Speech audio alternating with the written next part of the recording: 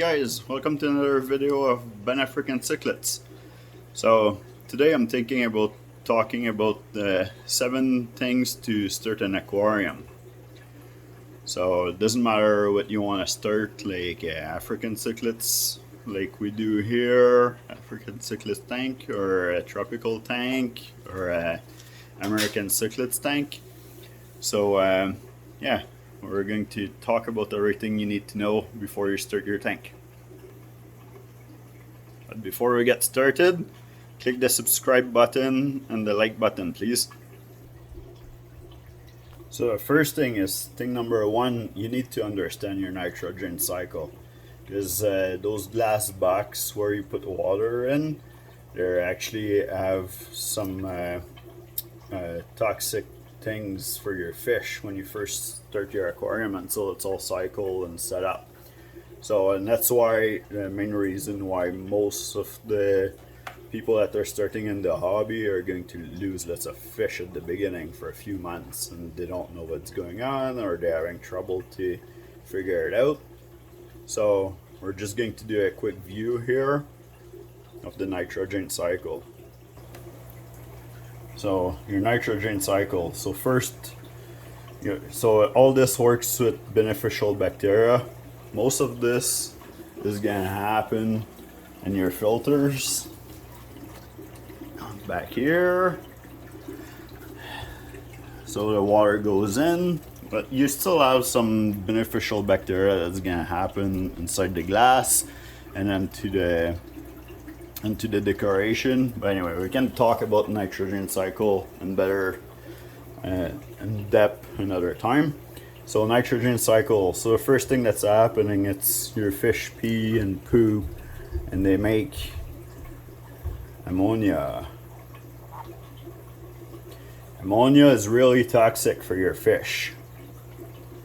So the ammonia takes about, like, the beneficial bacteria that will eat the ammonia takes about 1 to 2 weeks to create, and then that will make it become nitrite. So now the nitrite is also very toxic for your fish, and it will kill your fish and burn their gills. And that takes about 4 to 6 weeks to develop enough bacteria on your tank if you're cycling just normally, before you can make that nitrate into beneficial bacteria. Are gonna eat that nitrate, and they're gonna transform it into nitrite with an A here. So this is not toxic under 80 parts per million, 80 ppm. At 20 it's okay. At 40 it starts to grow algae faster in your tank, and it starts to slow down your fish growth if you have babies. At 80 is still okay, but past 80 it's gonna start causing health issue to your fish. Now some people might argue with that number here, telling you if you stay under 80 you shouldn't lose any fish. Now, so the bacteria, let's recap. Bacteria eats the ammonia, makes it into nitrite. Bacteria that eat the nitrite, they're different kind of bacteria, eat the nitrate, make it into nitrate. They're pretty similar, and with my accent it's hard to say. And then this here gets removed with water change. Water change. Okay, after all your bacteria are created in your filter and your tank, then you don't have to worry about it. Like, all the bacteria can keep up with everything and eat it as the fish makes it. So after your tank cycle, they'll eat the ammonia as your fish poop and pee in there, right away, and nitrate same, nitrate. And then what you have to do is look at this number here. Always make sure that you do water change before it gets to 80. So it's good to have a test kit. Alright, so anyway, that was just like a quick thing about it. There's ways to speed up the cycle. So your cycle should take 6 to 8 weeks. If you don't want to take 6 to 8 weeks, then what you can do is find a friend that is willing to open his filter and give you some of that. So they'll give you some of the biomedia that they have in the filter, or a piece of sponge that they have in their filter. This is going to be, both of those things would be full of beneficial bacteria, as long as they don't dry up though, they need to stay wet. Okay, the second thing that's really important for you to find out before you start your aquarium is find out what your water source is. Is it township? Is it from a well? So this is very important because you need to know if there's chlorine or chloramine in there. If it's from a township, there's almost certain that you have one of those in there. You should find out the pH and the hardness of your water, because this is also important depending which kind of fish you're gonna carry in your tank.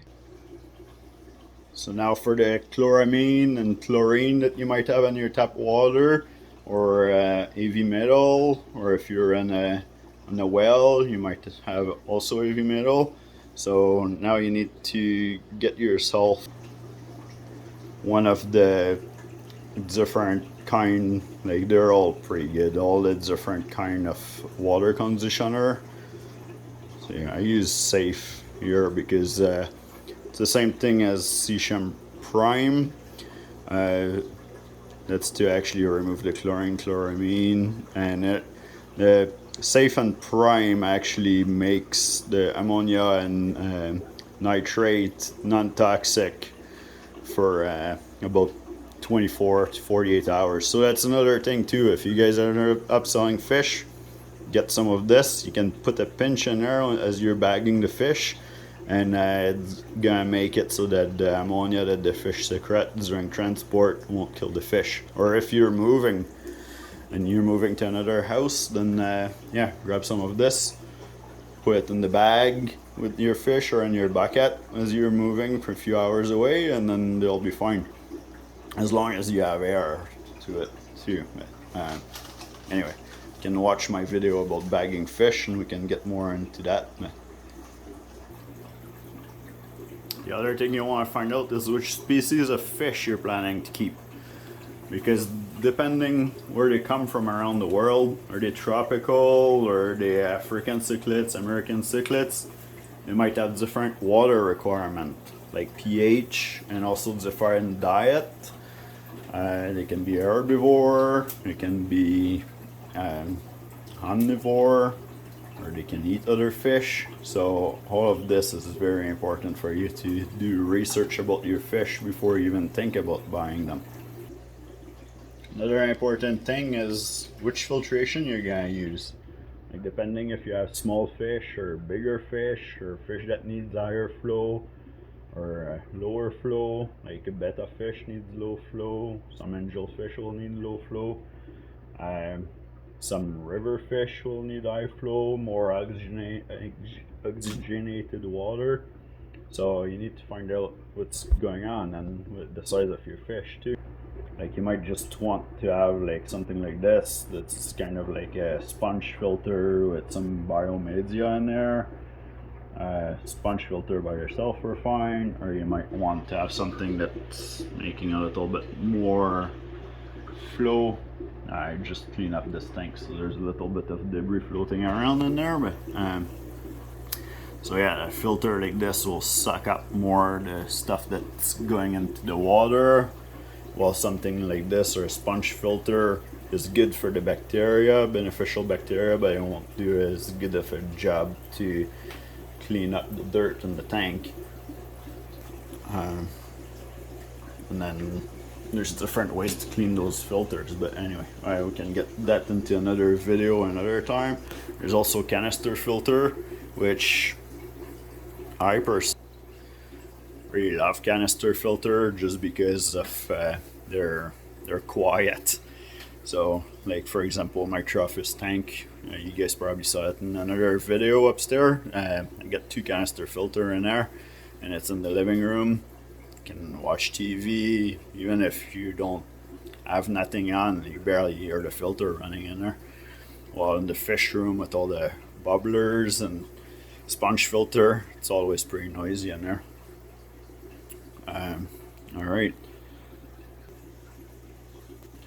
So the other thing you need to understand too, it's about the gas exchange. A tank with no water movement at the top, unless you have live plant, that you can get away with it.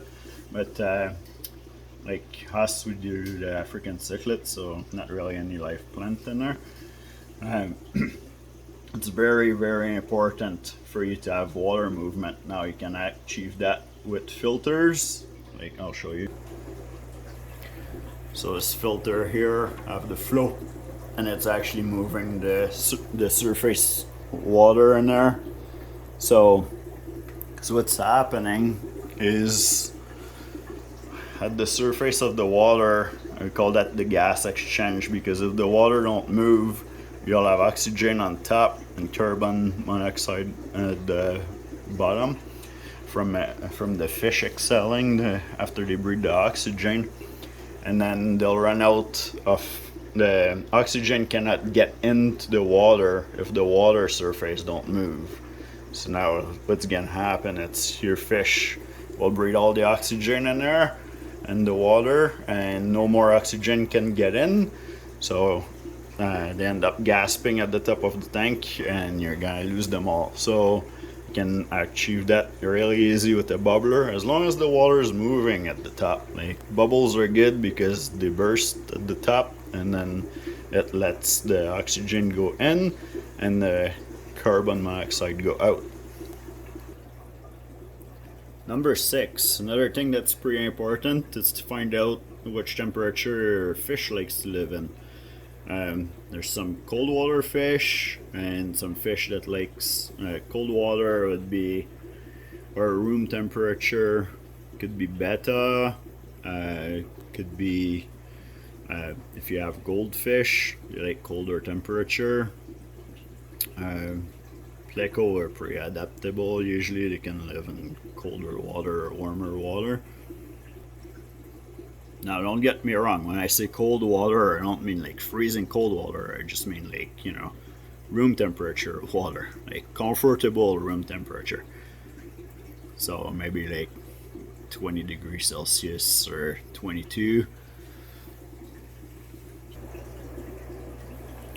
And then you get into the fish that likes warmer temperature. So now if you have that, then you need, which most tropical fish will, and African cichlids and American and central cichlids, they will like warmer temperature. Now you need to get yourself a heater for your tank. Now, you know, size that accordingly to the size of tank that you're keeping, but it's pretty important. All of the African cichlids like their water at a higher temperature too. So now you're starting to think about like 26 degree, around this range. And then you might have some fish that likes it like really hot too, like discus. Sorry, I don't have any of those fish, so I cannot show them to you. And then the 7th thing that you should take in consideration when starting your first tank is what you're going to have in there, because depending which fish you have in there, like if you just have babies and you want an aquarium that's easy to clean, then you want to have a bare bottom. You can have gravel in your tank, which sometimes have nicer color. And then you know, give you a little bit of life. I like to have like mainly plain tank with sand, just because I think that the fish color actually like are popping more. But that's another thing too. You might need sand in your tank, like for example, this tank where we breed some African cichlids. Thing that's important with the thing why it's important with the sand in there is actually this African cichlids will dig a little nest or a little pit into the sand, and then the male will do that, and then you'll attract the female to come and drop the eggs in there, and then they'll do their little dance to fertilize the eggs and stuff. So for them it's pretty important. Plus African cichlids also swift sand to clean their gills and clean their side a little bit too. So they're using the sand quite a bit, and they like to swift through it too, just to see if they can find little pieces of food in there. So there you have it. 7 things that I think that everybody should know before they start a tank and do some research about. If you have any question, comments, or you think I forget something and you want to add it in there, please share it. And if you have a question, I'll do my best to answer them. Or if it's big enough question, then maybe I'll just do a video about it. All right, bye guys.